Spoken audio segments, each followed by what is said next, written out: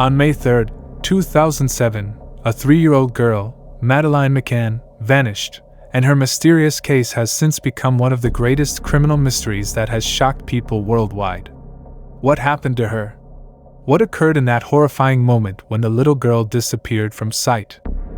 The disappearance of Madeleine McCann remains an open case to this day, but how did it all begin?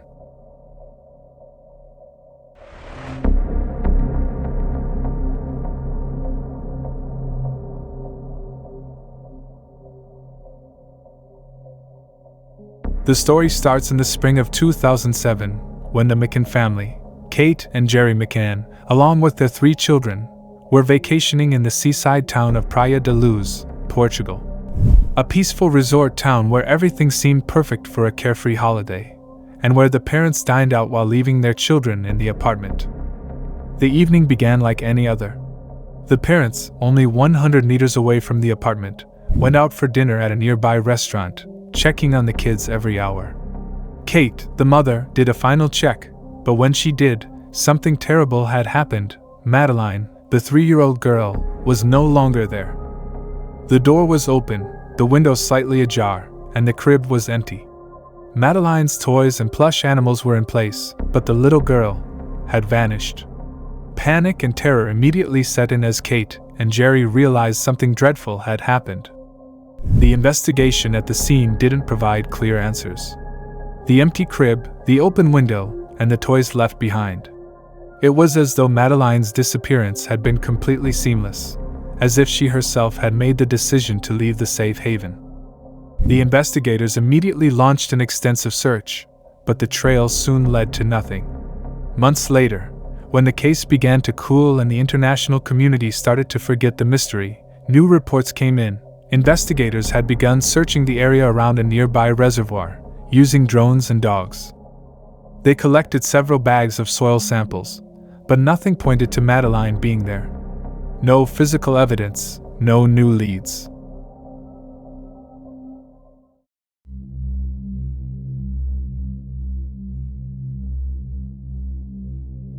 The story didn't end with the missing child and no answers.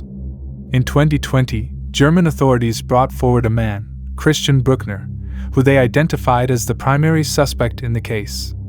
Bruckner, a German national with a history of criminal offenses, was linked to the case after years of investigation. His past was dark, connected to pedophilia charges and violent offenses in other cases. In 2020, with Bruckner named as the suspect, authorities tried to launch a fresh investigation, but Bruckner denied the accusations, and although several raids were conducted, the evidence wasn't strong enough to charge him. Why did it take so long for him to even be named as a suspect? And could Bruckner truly be responsible for the disappearance of the little girl, or was someone else, a shadowy figure, behind it all? Theories surrounding the disappearance run wild in every direction. Some suggest it was a local or foreign abductor, perhaps a pedophile network involved in child trafficking. Others speculate that it could have been an accident, a tragic incident that someone tried to cover up. But what if Madeleine didn't just fall victim to an abduction, but was taken by some darker, more mysterious force? What if this entire case hides a much bigger secret that we may never truly understand? The answers remain elusive. The case is still under active investigation, with authorities doing everything they can to find new leads. But as the years go by, the questions grow and the answers grow fewer.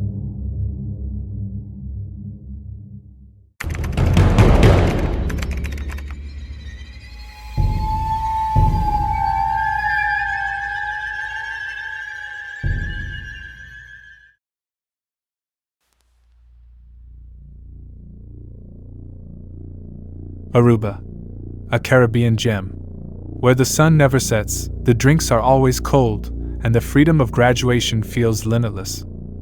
In late May 2005, a group of high school seniors from Alabama arrived here to celebrate the start of their adult lives. Among them was Natalee Holloway, 18 years old, bright, driven, with dreams of becoming a doctor. No one knew this trip would be her last. In the early hours of May 30th, Natalee left a local bar, Carlos and Charlie's, in the company of a Dutch teenager named Joran van der Sloot. He was confident, charismatic, and a familiar face in Aruba's nightlife scene. It was the last time anyone ever saw her alive. The next morning, Natalee didn't show up at her hotel. Her friends panicked. The police, at first, didn't. They assumed it was just a prank. But as the hours turned to days, and no sign of Natalee emerged, paradise turned into a nightmare.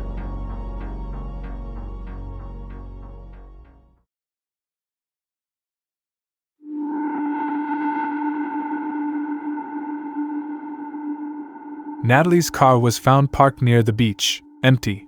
No clothes, no phone, no DNA. Just rumors and fragments. One witness said she was seen on the shore. Another claimed she was asking about drugs at the bar. Someone else believed she was taken out to sea by a boat. Joran van der Sloot was questioned repeatedly. But each time, his story changed. Natalee's body was never found. Aruba officially declared her dead. But in 2023, across the ocean in a US courtroom, Joran finally spoke. He claimed he had killed Natalee after she rejected him. He said he smashed her head with a cinder block and threw her into the sea. Coldly.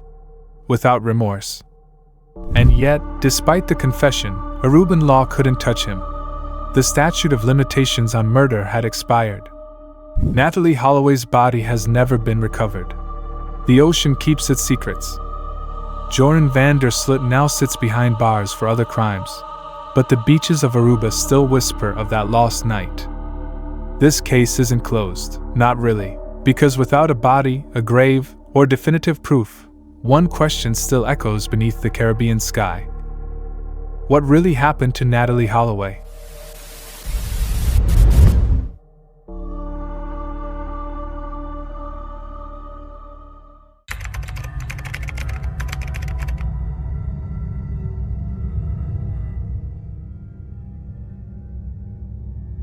May 2019.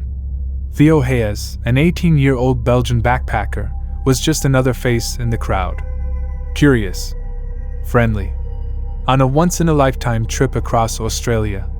But what was supposed to be a carefree adventure ended in silence. On May 31st, after a night out at a local club, Théo walked out into the darkness and disappeared. The last confirmed sighting, Théo leaving the Cheeky Monkeys nightclub shortly after 11 p.m. He was alone, no friends.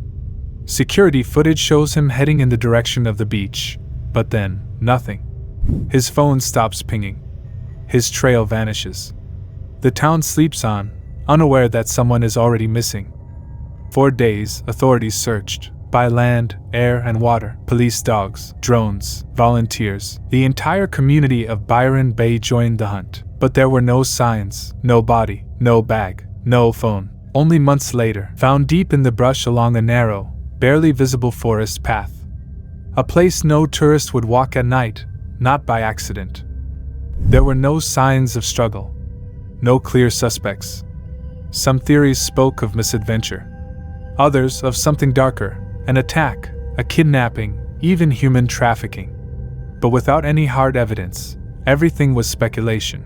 They flew across the world, begging for answers, following every lead, even the impossible ones. But to this day, no body has been found. No suspect named. No crime scene discovered. Only questions.